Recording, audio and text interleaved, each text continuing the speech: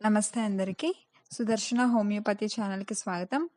ఈరోజు మనము ఈ మోడ్రన్ ఎరాలో ఏజ్‌తో కానీ, జెండర్‌తో గానీ సంబంధం లేకుండా చిన్నవాళ్ళ నుంచి ఆడవాళ్ళు, మగవాళ్ళు, వర్క్ చేసేవాళ్ళు, చెయ్యని వాళ్ళు, హోమ్ మేకర్స్, జాబ్ హోల్డర్స్ ప్రతి ఒక్కరిలో కామన్‌గా వింటున్న పదం డిప్రెషన్. ఈరోజు దాని గురించి తెలుసుకుందాము. అసలు ఈ డిప్రెషన్ అంటే ఏంటి? డిప్రెషన్ ఎందుకొస్తుంది? చిన్న వాళ్ళలో వస్తుందా? ఓల్డ్ ఏజ్ వాళ్ళలో వస్తుందా? రిటైర్మెంట్ ఏజ్ వాళ్ళలో వస్తుందా? అసలు దీనికి కారణాలేంటి అన్నవి ఈరోజు మనం చూద్దాము. చాలా మంది అనుకుంటారు ఈ డిప్రెషన్ అనేది కేవలం బాధపడటం, ఎవరితో కలవలేకపోవటం, గ్రూప్స్‌కి దూరంగా ఉండటము, ఏడవటం ఇవి ఒక్కటే డిప్రెషన్ అని చాలా మంది ఫీల్ అవుతూ ఉంటారు. కానీ వాటిని మాత్రమే డిప్రెషన్ అని అనరు. డిప్రెషన్‌లో మనం 2 రకాలు చూస్తాము. Mild depression, severe depression. Mild depression అంటే మూడ్ స్వింగ్స్ ఉండటం, ఇంట్రెస్ట్ లేకపోవటం, బాగా నీరసంగా ఉండటం, ఫోకస్ చేయలేకపోవటం ఇవన్నీ ఎక్కువగా చూస్తూ ఉంటాము. ఇది ఫార్మకలాజికల్‌గా అంటే మెడిసిన్స్ వాడితే మనం కంట్రోల్ చేసుకోవచ్చు.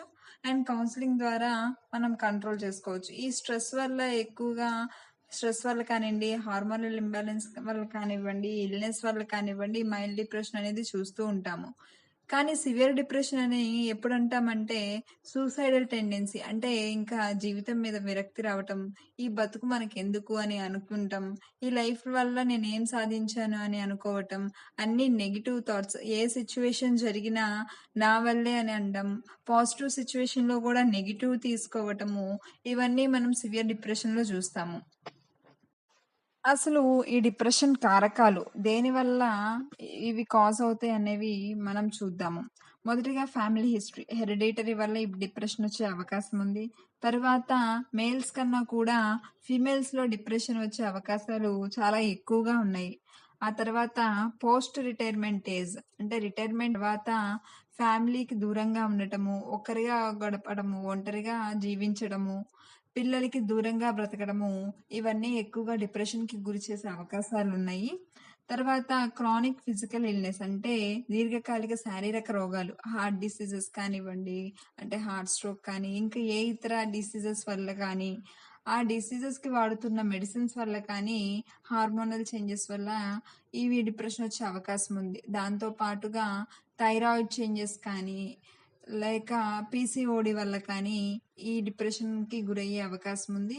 అన్నిటికంటే ముఖ్యంగా మెంటల్ స్ట్రెస్. అది వర్క్ వల్ల కానియండి, ఫ్యామిలీ ప్రాబ్లమ్స్ వల్ల అంటే మెరైటల్ కానీ, డివోర్స్ కానీ, విడో కానీ అంటే పర్సనల్ లైఫ్‌లో ఉన్న చేంజెస్ ఎఫెక్ట్ అవ్వటం వల్ల చేంజెస్ వల్ల కూడా ఈ డిప్రెషన్ అనేది వచ్చే అవకాశము చాలా ఎక్కువగా ఉంది.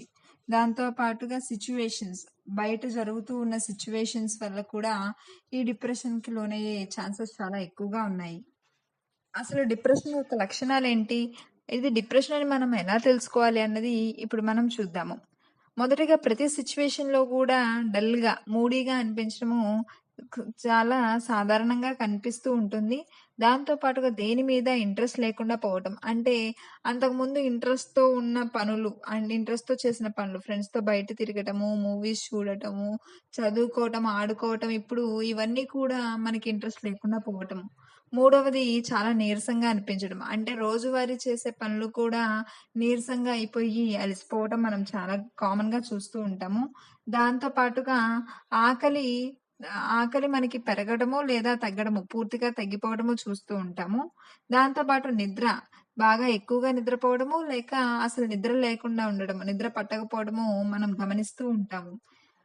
తర్వాత ఫోకస్ తగ్గిపోవటం. అంటే కాన్సంట్రేషన్ అనేది తగ్గుతూ ఉండటము మనం చూస్తూ ఉంటాము. ఇంకా సివియర్ కేసెస్‌లో అయితే మనము సూసైడల్ టెండెన్సీ లైఫ్ మీద ఇంట్రెస్ట్ పోయి సూసైడల్ టెండెన్సీ అనేది చూస్తూ ఉంటాము. దాంతో పాటుగా డిప్రెషన్‌లో సైకోసిస్ కూడా చూస్తాము. అంటే ప్రతి సిట్యుయేషన్‌లో కూడా నెగెటివ్‌ని మనము క్యాచ్ చేస్తూ ఉంటాము. ఏది జరిగినా ఇది నా వల్లే అన్నది థాట్ అనేది మనకి కలుగుతూ ఉంటుంది. దాంతో పాటు న్యూరోకెమికల్స్ అంటే బ్రెయిన్ కెమికల్ అయిన సిరిటోనిన్ లోపించడం వల్ల కూడా ఈ డిప్రెషన్ అనేది ఎక్కువగా వచ్చే అవకాశం ఉంటుంది. అలాగే మనకి డిప్రెషన్‌లో మన శరీరానికి, స్టొమక్‌కి అంటే మన మైండ్‌కి, మన స్టొమక్‌కి కూడా చాలా రిలేషన్ ఉంటుంది. ఉదాహరణకి ఫర్ ఎగ్జాంపుల్ తీసుకున్నామంటే, మనం బాగా టెన్షన్‌గా ఉన్నప్పుడు, బాగా యాంగ్జైటీగా, టెన్షన్‌గా ఫీల్ అవుతూ ఉన్నప్పుడు, మనకి కడుపులో గడబిడగా అనిపించి బాత్రూమ్‌కి వెంటనే వెళ్ళాలనిపిస్తుంది. ఎందుకంటే ఆ టెన్షన్ వల్ల ఆ ఇంటెస్టైన్స్ అనేవి బాగా కదిలి మనకి ఆ సెన్సేషన్ కలుగుతూ ఉంటుంది.